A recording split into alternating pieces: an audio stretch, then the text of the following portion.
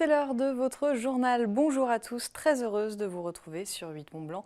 Nous sommes le mercredi 2 novembre 2016. La neige est attendue dans les jours à venir. Les stations se préparent donc au grand rush. Exemple à Pradly-Saumon où de lourds investissements ont été réalisés ces 3 dernières années. Nous verrons le reportage d'Emmanuel Jaude. Et puis nous parlerons Made in France dans ce journal. Les entrepreneurs français sont de plus en plus nombreux à produire dans l'Hexagone. Nous sommes partis à la rencontre de l'équipe de Shelter qui fabrique dans le bassin annécien des lunettes en bois. Mais avant de développer ces titres, on l'a appris dans la matinée, le maire de La Roche-sur-Foron, Guy Flamier, s'est éteint à l'âge de 64 ans ce mercredi matin. L'édile était atteint d'un cancer depuis plusieurs mois déjà. L'élu avait annoncé à ses administrés son état de santé lors de la cérémonie des vœux organisée en début d'année. Il s'était ensuite confié à ce sujet sur le plateau de l'émission Expression au mois de février. Je vous propose de l'écouter au micro d'Alexis Olivier Sbriglio. Voilà. Comment vous faites pour trouver la force justement de vous occuper de tout? Parce qu'on sait qu'un maire, il est mis à toutes les sauces. Il y a le moindre problème, on appelle le maire. Enfin, le maire, c'est tout maintenant. Et vous avez ça à gérer. J'ai de la chance d'avoir, je pense, avoir une bonne forme physique, enfin, jusqu'à ce qu'on découvre malheureusement cette foutue maladie. Cette forme physique, je pense qu'elle m'aide quand même. Je faisais beaucoup de montagne, beaucoup de ski, je faisais pas trop d'excès. Donc tout ça, je pense que ça m'aide un tout petit peu à garder la pêche et de pouvoir aller encore quotidiennement travailler dans ma mairie, avec beaucoup de plaisir. Malgré les difficultés qu'on peut avoir, pas au niveau de la maladie, mais au niveau d'une gestion d'une mairie, comme vous le savez, comme vous venez de le dire, c'est parfois des sujets un petit peu délicats et difficiles. Qu'est-ce que vous voulez dire aux Rochois, aux gens que vous croisez, qui parfois n'osent pas vous en parler, parce qu'on peut comprendre une certaine pudeur aussi vous concernant? De toute façon, ça se lit dans les regards. Puis j'attends pas non plus. Non, la seule chose, c'est que j'espère qu'il me fasse encore confiance dans la bataille que je mène à la fois pour la ville, c'est aussi important, et puis dans ma bataille personnelle. Mais l'essentiel, c'est la bataille pour ma ville, pour que elle continue à prospérer malgré toutes les difficultés qu'on peut rencontrer. Je suis pas la seule ville d'ailleurs, mais c'est pas la seule ville d'ailleurs. Voilà, donc c'est la seule chose que j'espère. Et toute la journée, les réactions et hommages se sont multipliés. Le sénateur Jean-Claude Carle rappelle que Guy Flamier était un homme aux fortes convictions. Pour le préfet de Haute-Savoie, le Pays Rochois et plus largement le département de Haute-Savoie perdent un homme d'engagement forgé par l'esprit d'entreprise.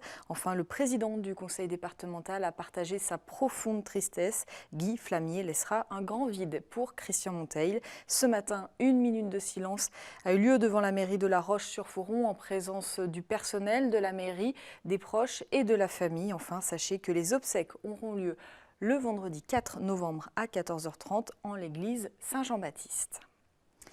Un mot sur le préfet de Haute-Savoie. Le départ de Georges-François Leclerc était pressenti depuis des semaines. Il a été officialisé ce mercredi matin en Conseil des ministres. C'est Pierre Lambert, préfet des Côtes-d'Armor depuis 2 ans, qui le remplacera à ce poste. Georges-François Leclerc est lui nommé dans les Alpes-Maritimes. Ces nominations prendront effet le 21 novembre prochain. On prend de la hauteur maintenant, direction Pradly-Saumon. Les pistes de ski ont beau ouvrir le 17 décembre prochain.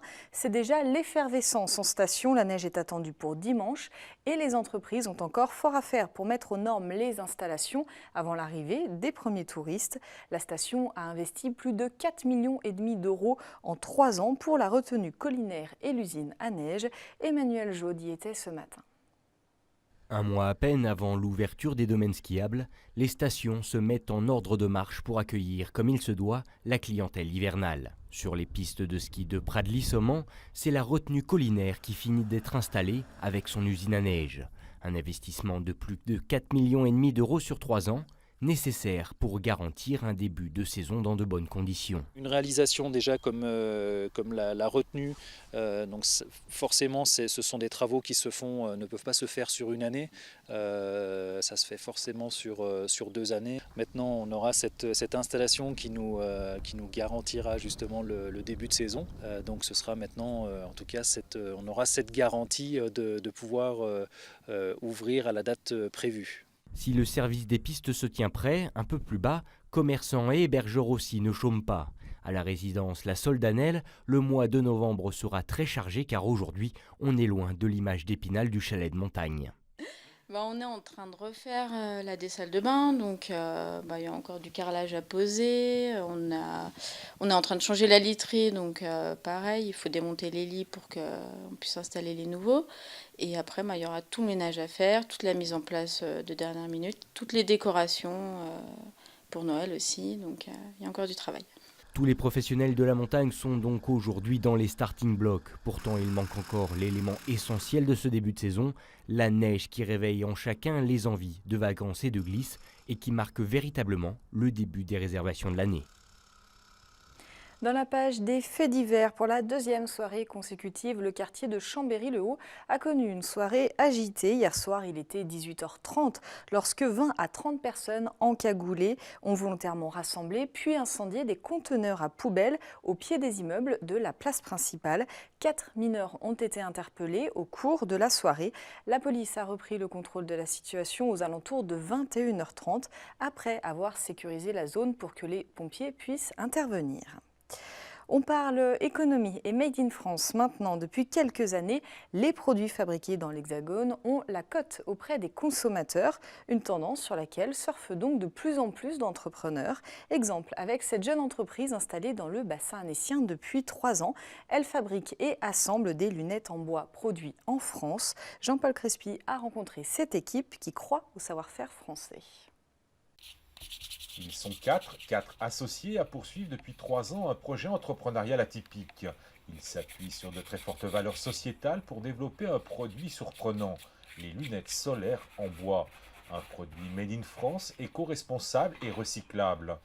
Forts de leur expertise, ils enrichissent aujourd'hui la gamme avec des montures en pulpe de bois et fibres de coton additionnées d'un liant naturel.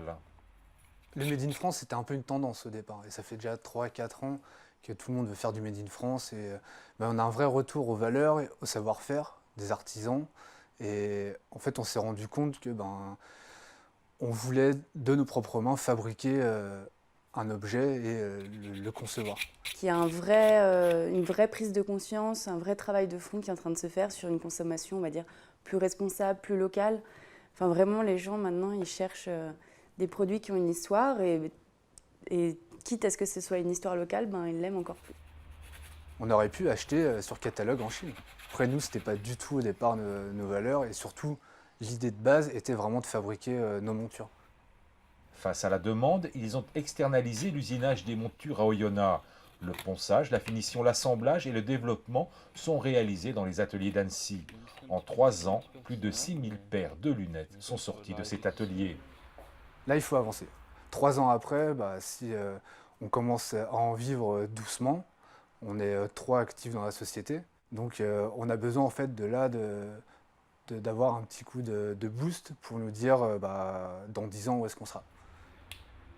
Pour poursuivre leur développement et satisfaire leur réseau de points de vente, tout en restant fidèles à leurs valeurs, ils bénéficient de financements participatifs. Une opportunité pour franchir un cap et valider un process technique. Proposer des montures pour des lunettes de vue en bois recyclable et made in France. Et sachez que le prochain magazine Ambition sera justement consacré au Made in France. Rendez-vous avec Olivia Boisson demain jeudi dès 18h45. C'est la fin de cette édition. Merci de votre fidélité à l'information sur 8 Mont Blanc. Merci à toute l'équipe.